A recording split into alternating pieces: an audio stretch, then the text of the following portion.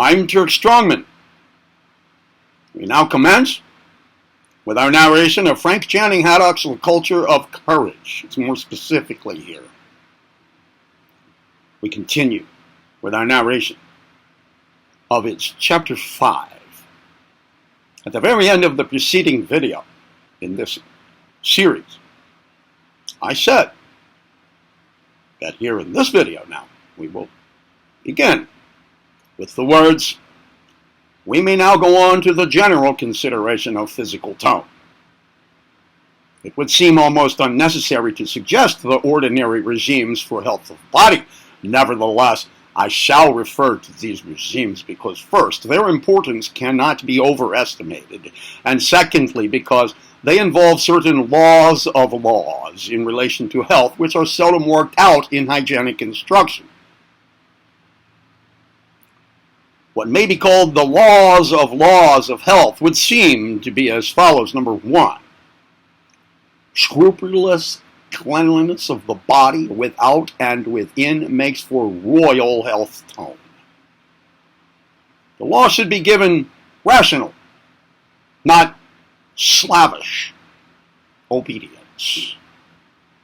Your body and your deeper self are in a constant state of interaction.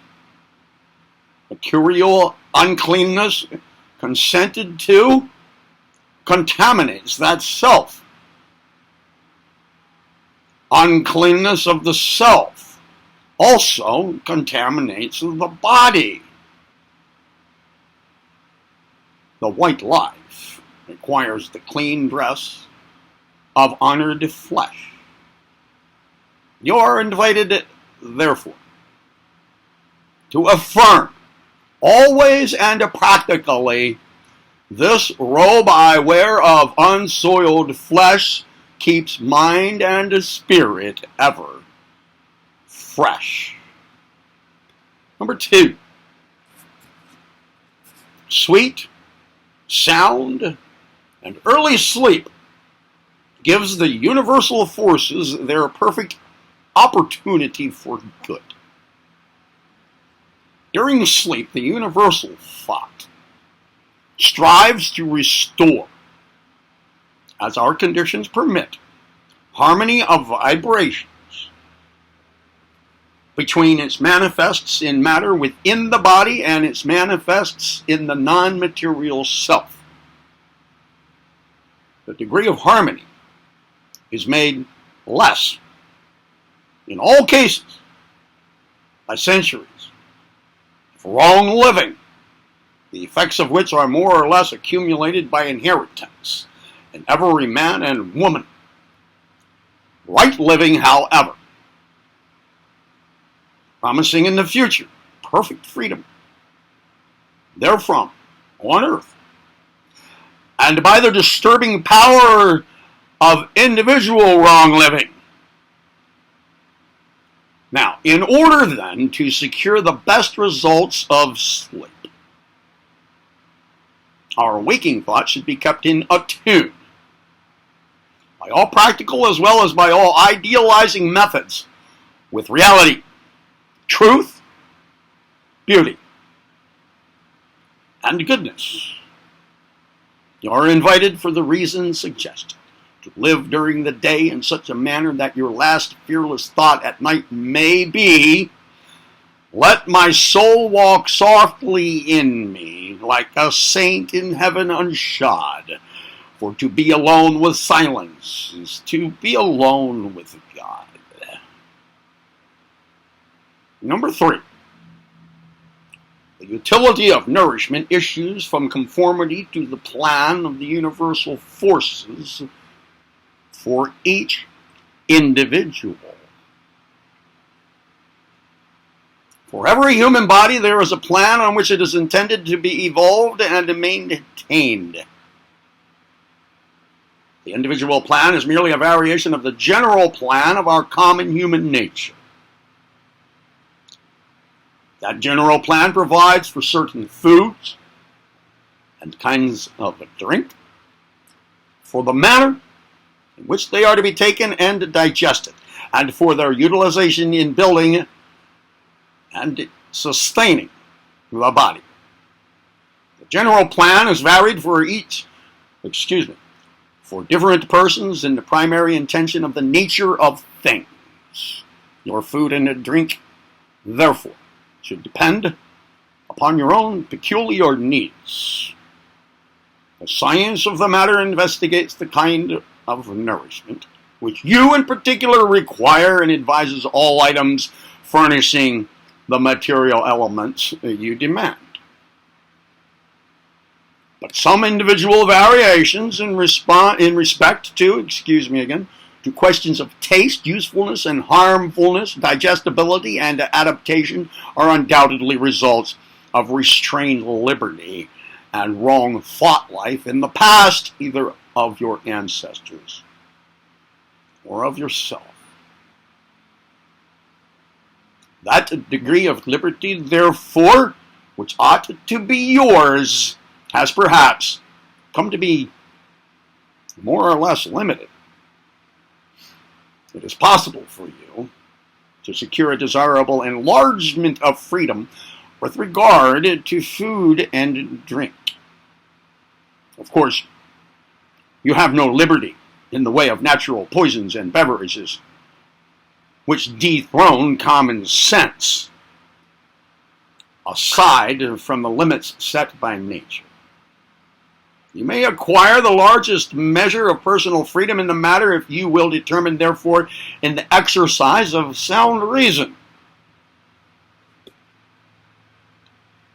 I have had my experience with things not liked and things harmful. Apricots, chickens, salmon. And today, I eat all that's eatable by civilized man, and I drink whatever I choose to drink. Alcohol tabooed because I want and need all the brains I possess. It is for you to bring yourself more nearly to the original plan for human bodies in this respect, if you will begin with your inner thought life and proceed more or less in the following manner. A, by insisting upon a larger freedom, not in the way of demanding one thing or another, but in the way of realizing in your deeper self the idea of power, therefore. B, by endeavoring constantly to bring your thought life more and more into harmony with the white life in nature. C, by affirming that the food and drink of which you partake will surely make for health and buoyancy of the body. Not merely stating this proposition, but while so partaking, believing the truth and assuming it to be true, to be actual for you. D, by manifesting at all times the mood of blended courage, hope, confidence, happiness. Now, number 4, the value of work and play is the outcome of balancing reactions or restorations among our physical activities. If we conceive of any individual as a field of vibrations in matter and the ether, induced by muscular and nervous action and by feeling and thought, we see at once that there ought to be an ideal field in which all such vibrations are in a state of harmony.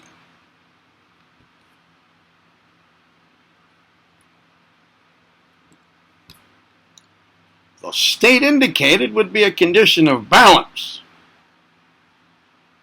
When activities in one direction are over-intense,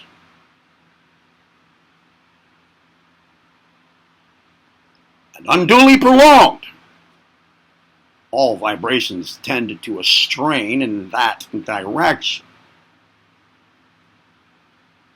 Such strain, all in one direction, is not normal, because it signifies disturbance of balance. If harmony in the field, is to be restored,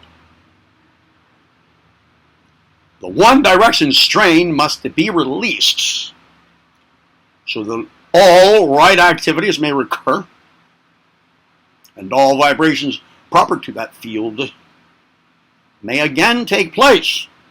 Always, the ideal is general harmony throughout the personal field. Now,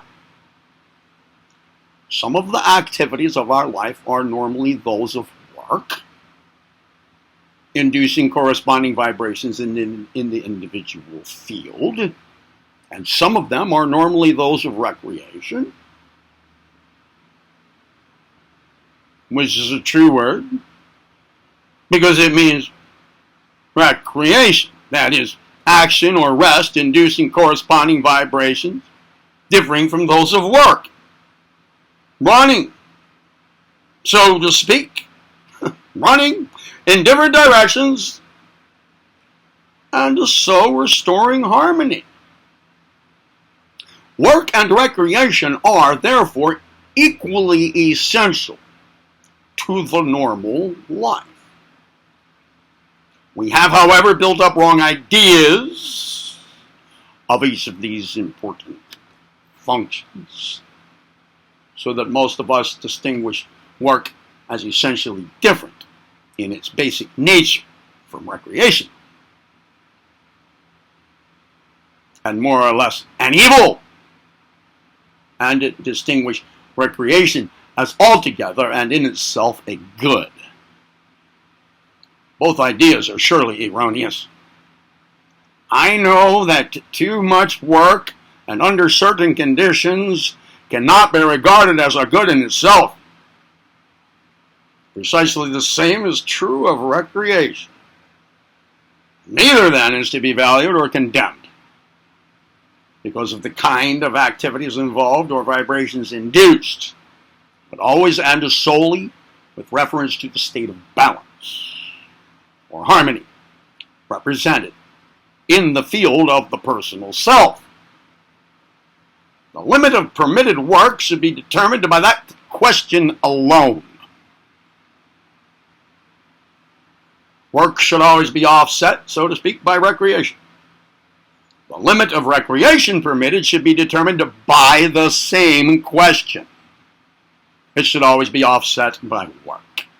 In other words, the value of either work or play consists in change of activities restoring balance in the personal field. But work and recreation are not essentially different in their true nature. In both cases, we have activities and vibrations. In all cases, some portion of the body is involved. In all cases, some features of the mind are active. Action, in either case, is called work or recreation according to the idea entertained regarding it. If the idea is that of a task, the thing is work. If the idea is relaxation, the thing is recreation. I have taken the task idea into recreation and soon wearied. I have taken the recreation idea into work and have been obliged to call self to account under that law of balance or harmony. A boy, for example, is sawing wood alone. This is work. Neighboring boys join him and soon invest the whole place with imagination, all busy sawing, splitting, playing.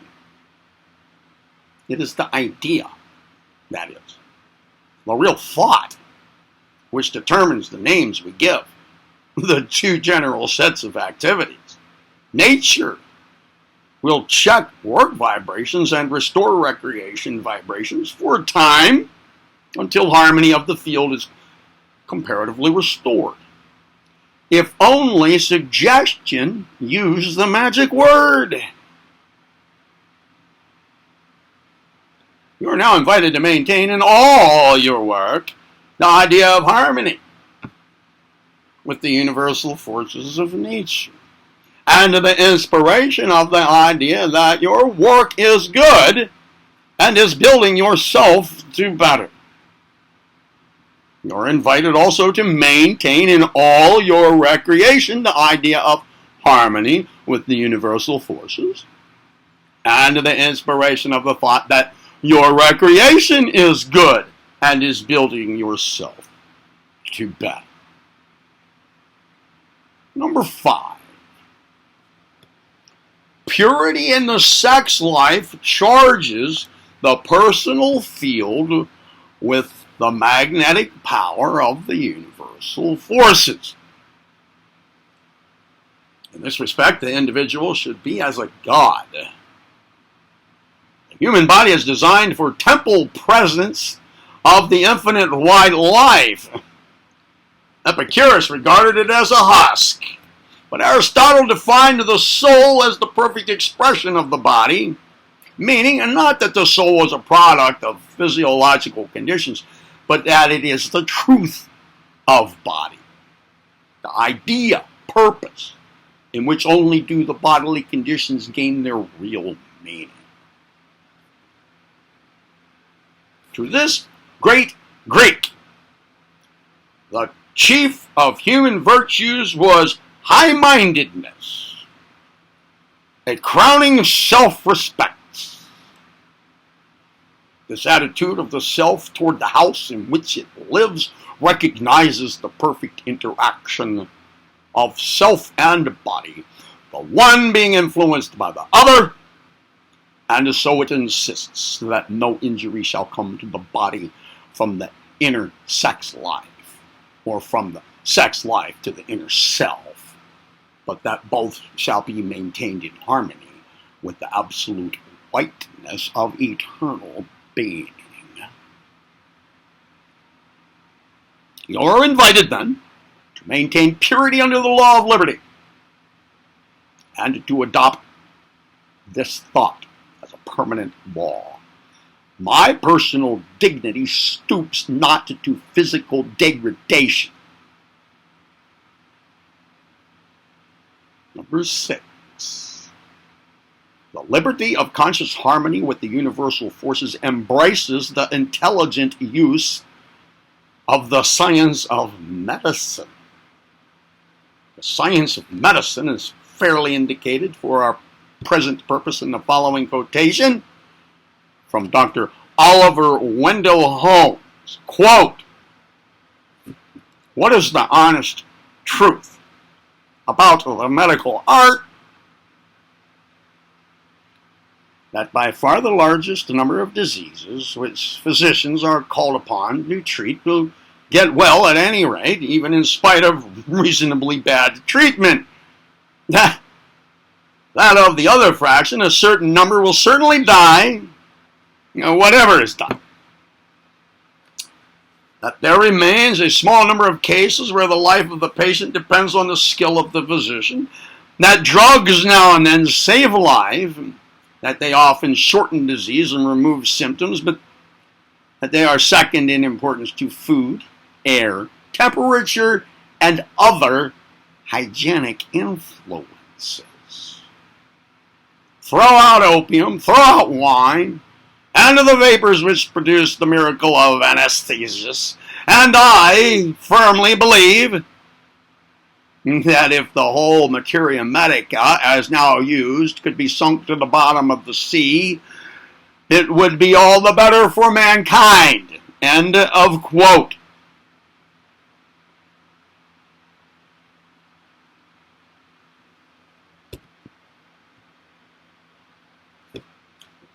Actually, the quote continues. "It is a mistake to suppose that the normal state of health is represented by a straight horizontal line. Independently, of the well-known causes which raise or depress the standard of vitality, there seems to be, I think I may venture to say, there is a rhythmic undulation in the flow of the vital force. The dynamo which furnishes the working powers of consciousness and action has its annual, its monthly, its diurnal waves, even its temporary ripples in the current it furnishes. There are greater and lesser curves in the movement of every day's life, a series of ascending and descending movements, a periodicity depending on the varied nature of the force at work in the living organism. End of quote. There is also in our life a periodicity of the deeper self, a curve of the soul's condition which varies from time to time. When the curve is downward in both the physical and the spiritual case, drugs are of no more value than are stones. When the curve is upward in both cases, drugs may be totally gratuitous, and they may actually retard the combined movements. Well, when the health curve is downward, the psychic curve may follow suit, but it need not necessarily do so. When the psychic curve is downward, the health curve tends in the same direction. When the health curve is upward, the psychic curve usually follows. When the psychic curve is upward, we may have the best condition for the cure of disease, but nature always does the curing. The physician never cures any disease. He merely assists nature. Nature. And the function of medical science to arrest downward curves by any tried methods, to take advantage of upward curves and to know what the curves are in any given case. It is the function of medical science. I call my physician because I may want him when I cannot help myself in these important respects. I will have in my hands the greatest number of the best forces when I am subjected to abnormal conditions.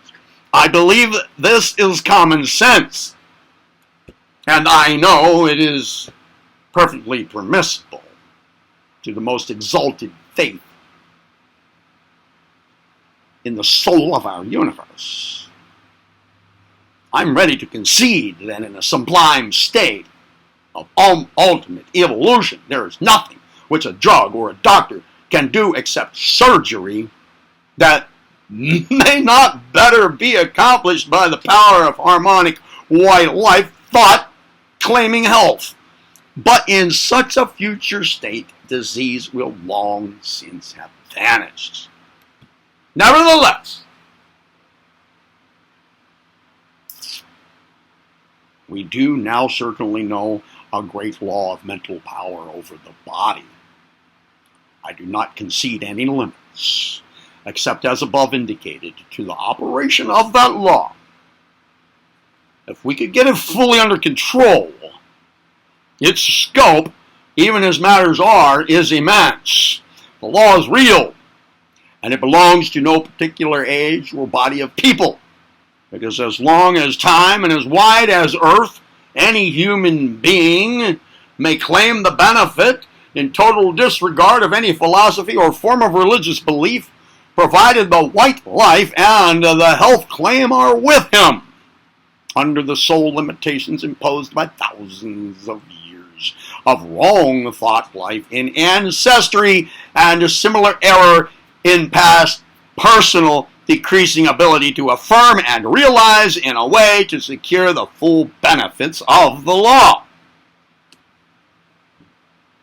It is for every human being, nevertheless, to strive for the inner harmony, to invoke the law of spiritual mastery over the body, and to put forth all possessed and obtainable power of thought and realization for health, in good cheer, with valiant heart, and inspired by the truth that whatever betide, naught can really harm the abiding self.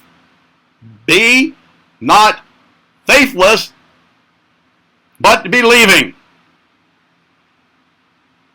And so I think that our great nature universe bids us hear these words from that infinite white light.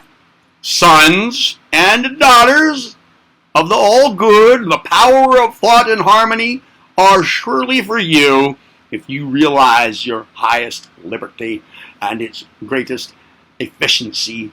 As you now are, you will use, not deny, these instrumentalities which are provided in my ministers' science and faith. Must you be a slave, either to the material or to the immaterial? Can you not employ both for your welfare? May not the king call in whomsoever he will? All things are yours. Well then, let us not fall into the old-time religious error of assuming that some particular philosophy or faith which we have discovered embraces all truth and value. Let us not label this or that with our little words and say, oh, this is law, this only. The law of thought, power in the physical realm is older than any present civilization.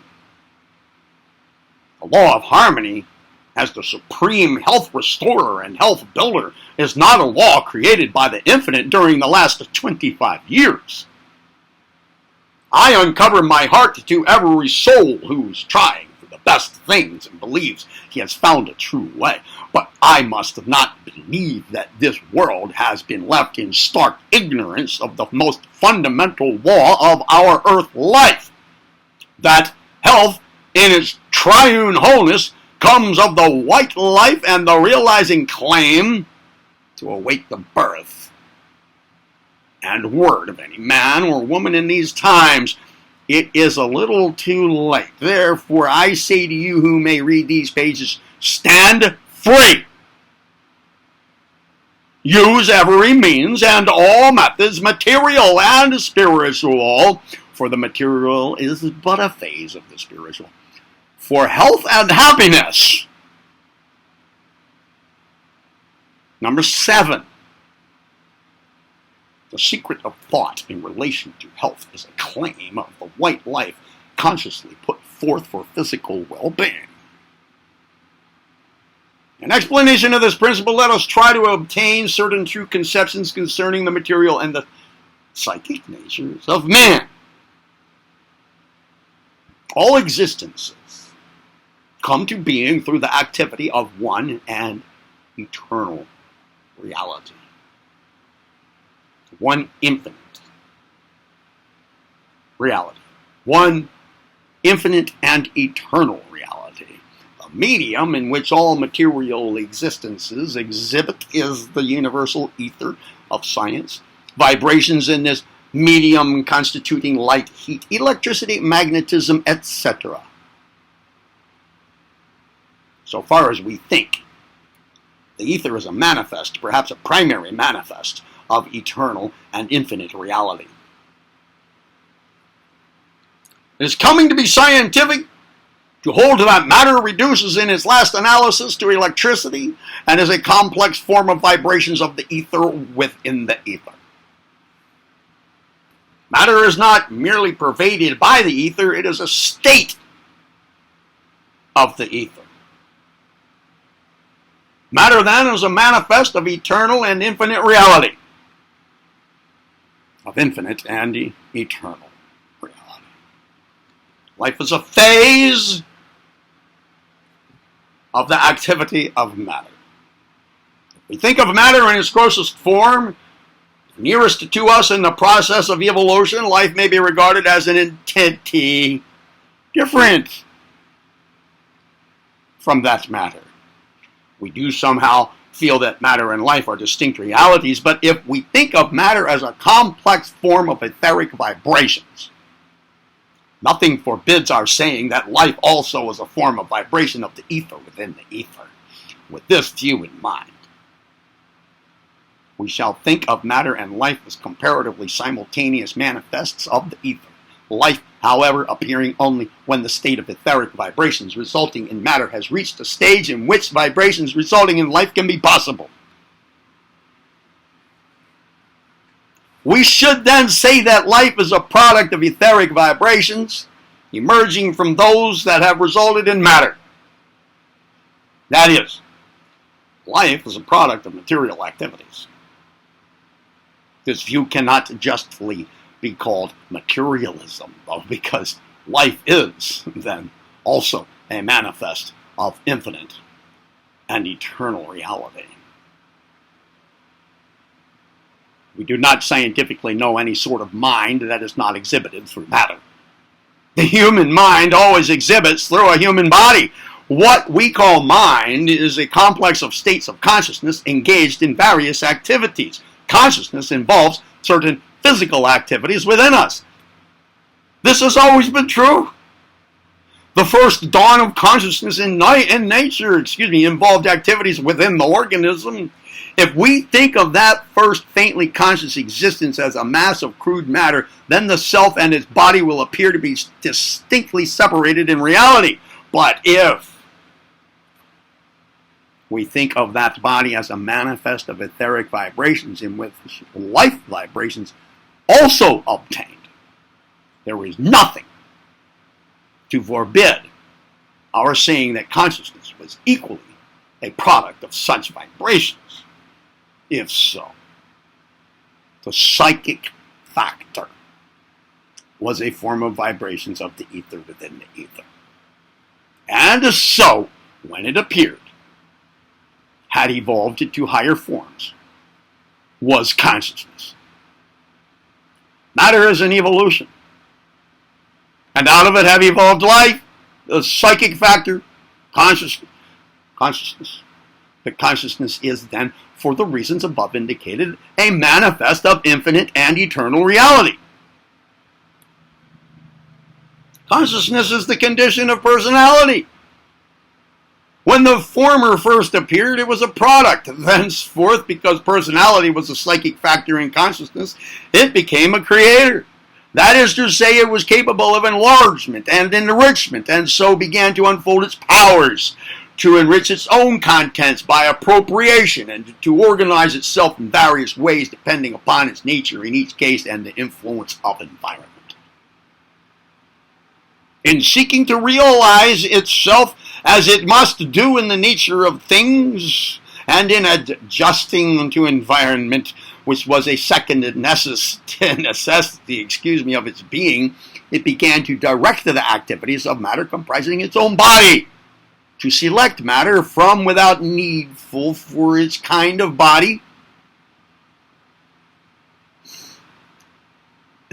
I'll repeat that, more proper enunciation. To select matter from without needful for its kind of body, and to build this material up into a kind of body best adapted to its existence, and thus, by its own character, to determine the character of the organism which it initiated. All this work seems entirely independent until we remember that ether, matter, life, the psychic factor, are manifests of infinite and eternal reality. But when we so remember, we see that personality, consisting of a conscious self and a body, is similarly a manifest of that reality.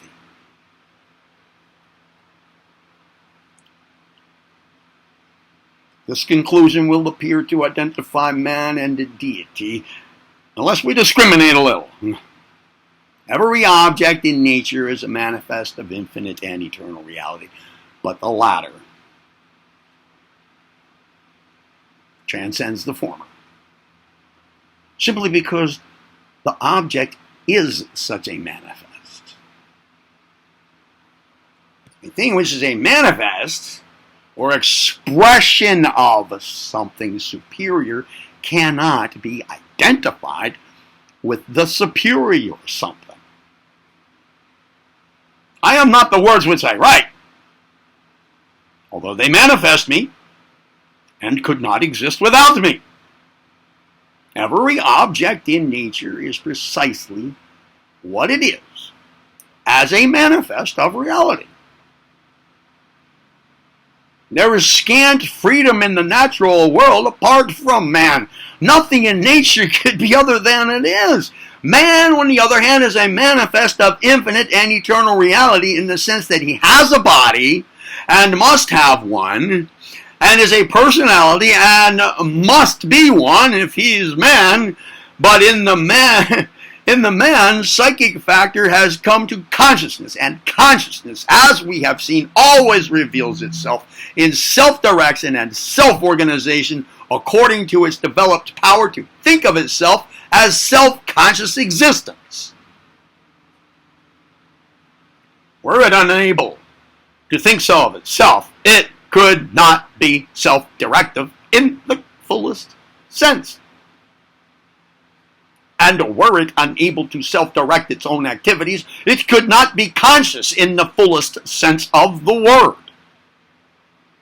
Our existence manifests infinite and eternal reality, but the power to use that existence is determined by the fact that we are psychic factors in the highest sense exhibited in the earth, and the use we make thereof is determined by our exercise of the power of self-direction and self-organization.